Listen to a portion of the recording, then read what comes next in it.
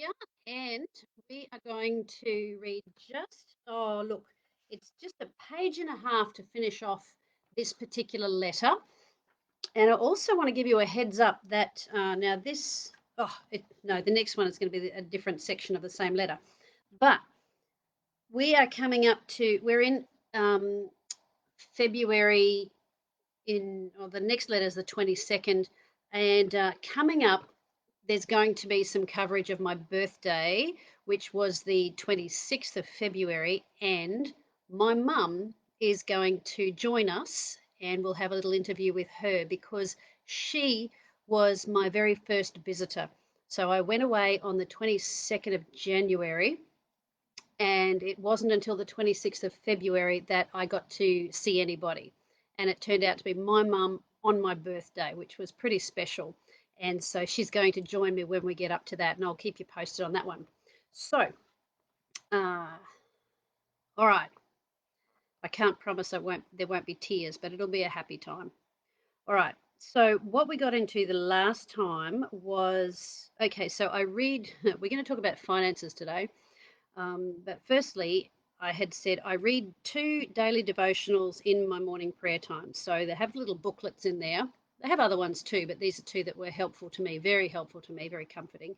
Number one is Every Day with Jesus. So there'll be a verse and then a little blurb just writing about it and how it applies to your life and a little prayer at the end. And the word for today. And they both do the same sort of thing. Really encouraging, and quite often the word will be just so relevant to whatever you're going through at the time, which is, kind of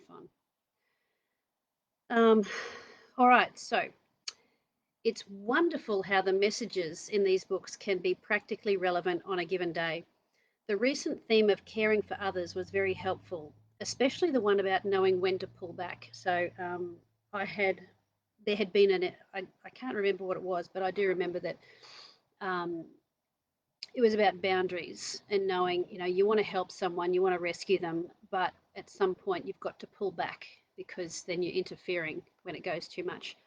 Um, I'm also going to cover at some point soon, it's still formulating in my mind because I was surprised at the start of this letter, I had said bliss, peace, contentment. That's what I feel as I write. Um, and I'm thinking, how is it that you can feel bliss, peace, and contentment in a situation where things are just overwhelmingly wrong, that you're in an adverse situation, and yet you can have that peace even when everything is going wrong. And also, there's been some talk in messaging and so on about suffering, and it's not a topic that Western Christians like to talk about because suffering is getting the wrong latte um, for many of us, and what we don't often get is the joy in it that there's some good stuff. But I'm going to cover that in another time when I've had time to percolate that because the monkeys that fly around in my head just they're all vying for attention. So I have to tame them and then bring them out at the right time. I'm sure you get that. Okay. Caring too much is what distorted my judgment and got me in here. Trying to fix one problem only created another. Has that ever happened to you? I'm sure it has. I'm sure I'm not the only one. A professional would not have let emotions cloud their judgment making, their decision making. So a financial professional would have said, "There's no money this month again. Too bad, so sad." And I just thought I had to fix it. Crazy. I watched the Storm Financial situation unfolding on the news each day. Remember that? Storm Financial?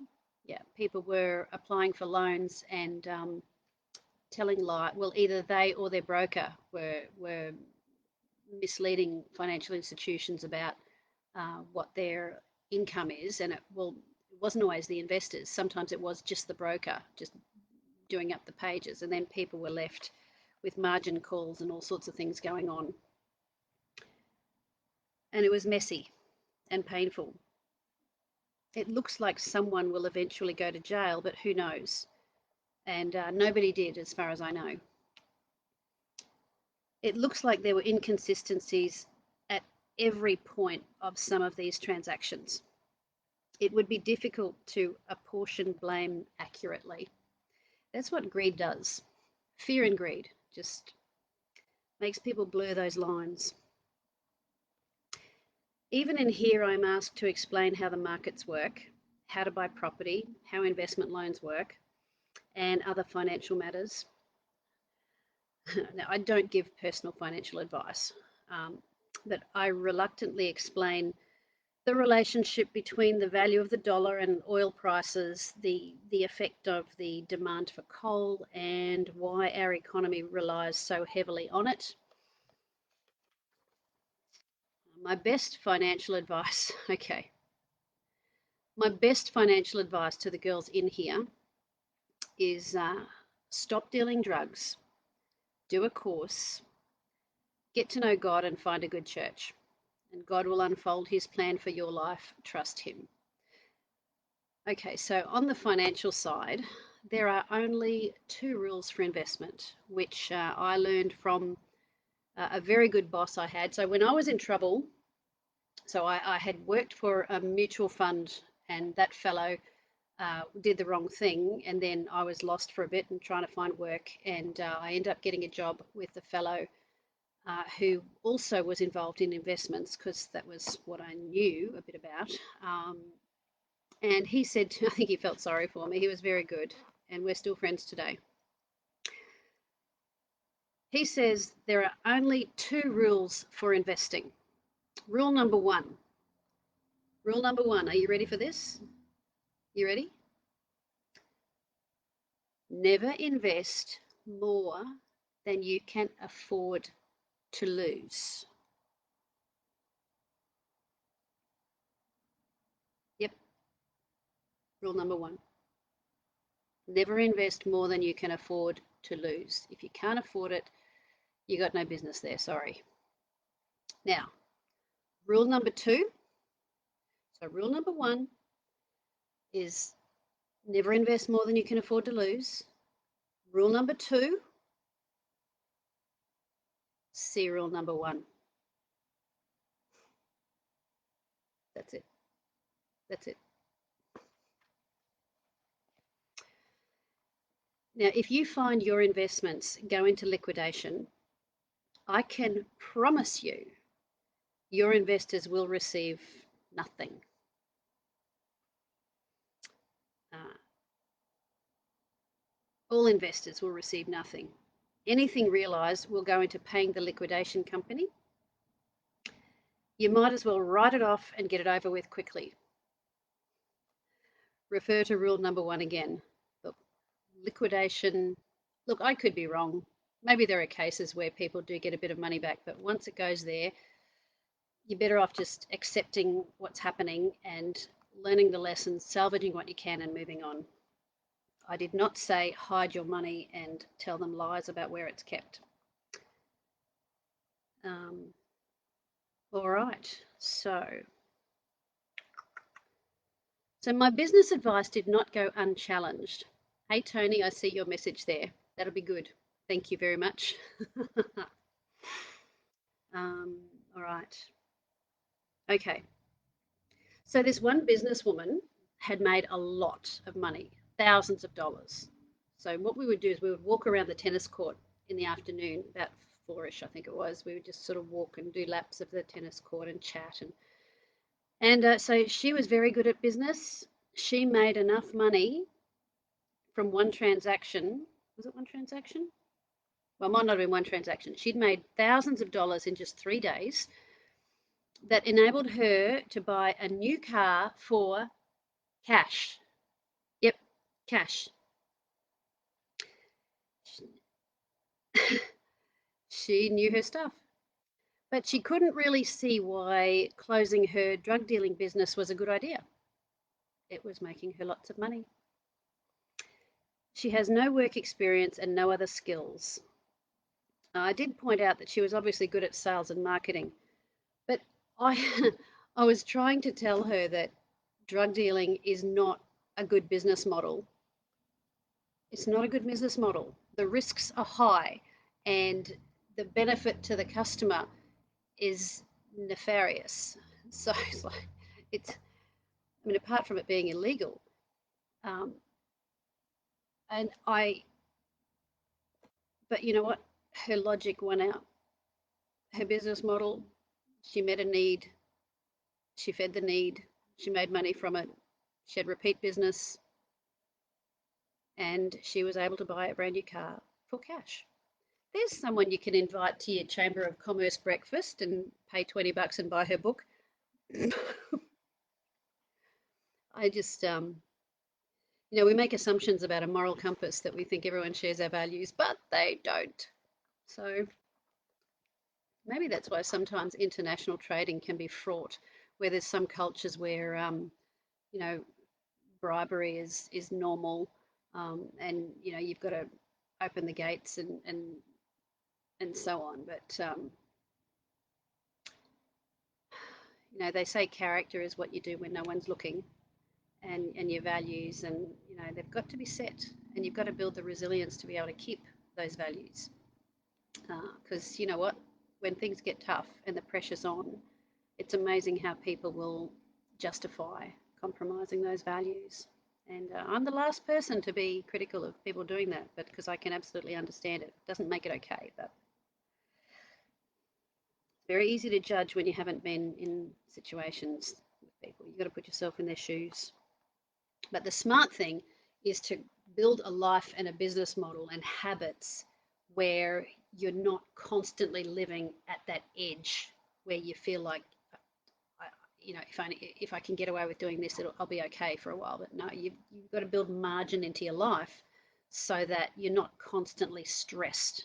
You don't have to be. And I think part of the lockdown, one of the things that's happened for a lot of people is they've actually had time to pull back and rest and reassess and re-examine their business model. And like, I've taken mine online. So there's people that I'm talking with in different countries about delivering resilience lessons to their people from here, where I sit here, and over to the side, which I'll show you soon, um, when I've got it all organised and can do my stream deck so I can switch around and so on. I'll show you that. But that's a place where I can stand up. I've got a background similar to this one, and I've got a whiteboard, so I can do that from there. So, life goes on. We've just got to, you have to adapt. Some businesses may not be able to, but you'd be surprised at what we can adapt with. So we don't have to go to that, be under so much pressure that we go to the edge of our boundaries, and we're tempted to compromise our values to keep it together. There are warning signals towards that end. Stay in the green zone, not the amber, and certainly not the red.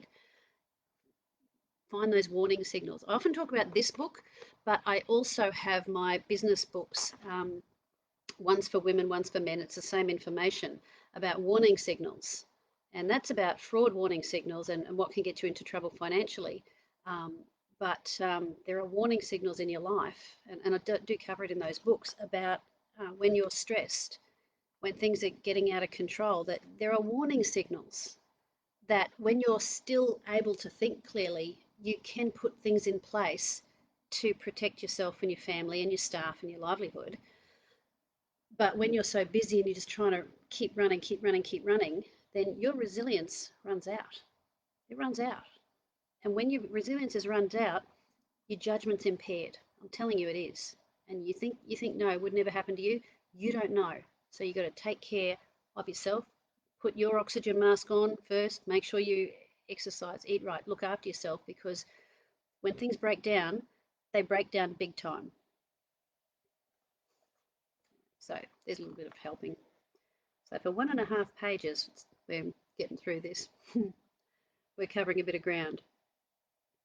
So this lady, who thought I was a bit funny, she said, "Oh, Trish, you're an odd duck." So yes, I did point out she was obviously good at sales and marketing. But she also said she had to deal drugs to make the money required to keep paying her lawyer. I'm sure some lawyers have a don't ask, don't tell policy to ensure they keep getting paid. So I had to concede that I had to concede that argument as her logic was better than mine. I lost that one. I lost it. Oh well, it doesn't mean I'm wrong, but I didn't win her argument.